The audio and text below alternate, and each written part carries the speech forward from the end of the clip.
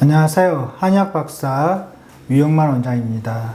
이번 시간에는 진전을 진단할 때 확인해야 될 사항들에 대해서 말씀드리도록 하겠습니다.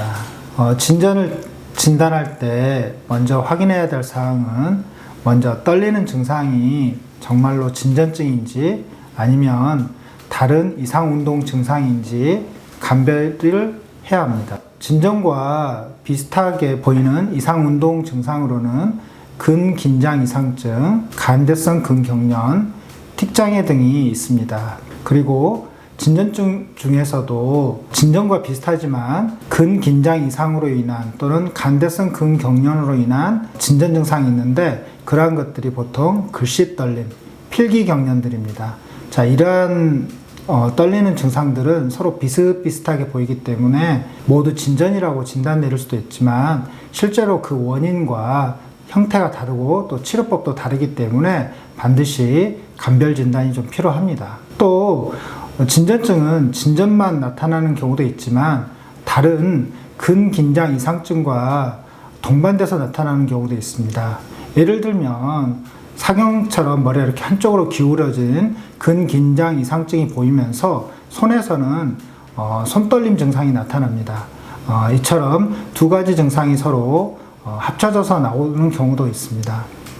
또 윌슨병이라든지 또는 뇌졸중 또는 노인들에게 나타나는 불특이성 떨림 등 이러한 질환으로 인한 떨림 증상은 다른 진전과도 또 유사한 형태를 보이기 때문에 또 감별이 필요합니다. 두 번째로는 일단 다른 이상운동 질환이 아니고 진전이라는 게 확인됐다 그러면 이러한 진전으로 인한 떨리는 증상이 어떻게 나타나는지 또는 어느 부위에서 나타나는지 확인이 필요합니다.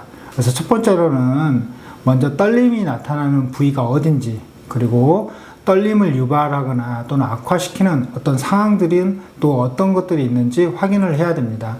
예를 들면 손이 떨릴 때 가만히 있을 때 떨리는지 또는 활동을 할 때 떨리는지 확인해야 되고 또 예를 들면 글씨를 쓸 때 더 떨리는지 또는 술잔을 들 때 떨리는지 또는 예를 들면 숟가락질, 젓가락질 할 때 더 떨림이 있는지 확인해야 됩니다. 그리고 또 떨림이 어느 정도 빈도로 예를 들면 1초에 몇 번 정도 떨리는지 또는 진폭 어느 정도 크기로 떨리는지 왜 그러냐면 미세한 떨림의 경우에는 대부분 본태성 떨림이라든가 갑상선 기능 항진증으로 인한 떨림이지만 진폭 자체가 되게 크게 나타나는 떨림의 경우에는 소뇌나 중뇌에 어떤 이상이 있는 경우가 있을 수 있기 때문에 감별이 필요합니다. 떨림의 종류는 어떠한 것들이 있는지 확인을 해야 되는데 예를 들면 파킨슨병 환자에게서 나타나는 떨림의 경우에는 대부분 안정시 진전과 자세성 진전을 모두 보이는 경우가 있기 때문입니다.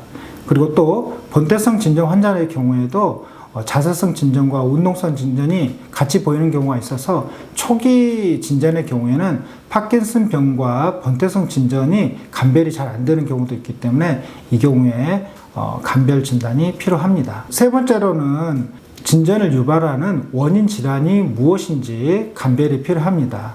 예를 들면 파킨슨 병 경우에는 손떨림 외에도 운동완만이라든지 경직 그리고 보행 동결과 같은 특징적 증상이 동반되기 때문에 이러한 증상들이 만약 동반된다 그러면 일반적인 진전이 아니라 파킨슨 병으로 인한 진전이라고 보고 파킨슨 병에 준해서 치료를 시작해야 됩니다. 근긴장 이상으로 인한 진전의 경우에는 떨림 외에도 근육 긴장, 예를 들면 사경이라든가 팔이나 다리의 근육이 꼬이는 현상들이 생기기 때문에 이 경우에도 감별이 필요합니다. 그리고 소뇌 이상으로 인한 진전의 경우에는 떨림 외에도 언어장애라든지 보행장애 또는 균형장애가 동반됩니다. 자, 이처럼 떨림 외에 다른 질환, 특히 뇌신경계 이상으로 인한 질환이 의심될 경우에는 뇌 촬영 검사라든지 또는 혈액 검사나 소변 검사 같은 다른 검사를 실시를 해야 됩니다. 예를 들면 소뇌, 중뇌 이상 또는 파킨슨 증후군이 의심될 경우에는 MRI라든지 CT 또는 PET 검사가 필요합니다.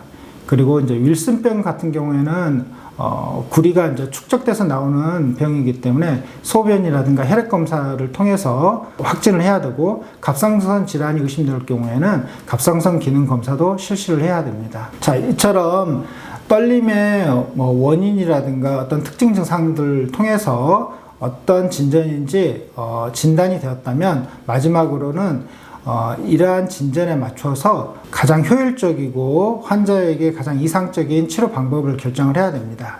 그래서 원질환의 종류와 진전의 정도, 또 환자의 여러 가지 상황들을 고려해서 이제 치료 방법을 고려해야 되는데, 첫 번째로는 먼저 한방 치료를 받는 게 더 좋을 것인지, 또는 양방 치료를 단독으로 받는 것이 좋을 것인지, 아니면 한방 치료와 양방 치료를 서로 병행해서 치료하는 것이 더 효과적인지 결정을 해야 됩니다. 그리고 이제 이러한 치료 방법이 결정됐다면, 여러 가지 치료 방법 중에서도 먼저 어떤 방법, 대부분 약물 치료를 위주로 실시를 하기 때문에 약물 치료를 위주로 하고 어떤 다른 치료법들을 보조적으로 병행할 것인지를 결정을 해야 됩니다.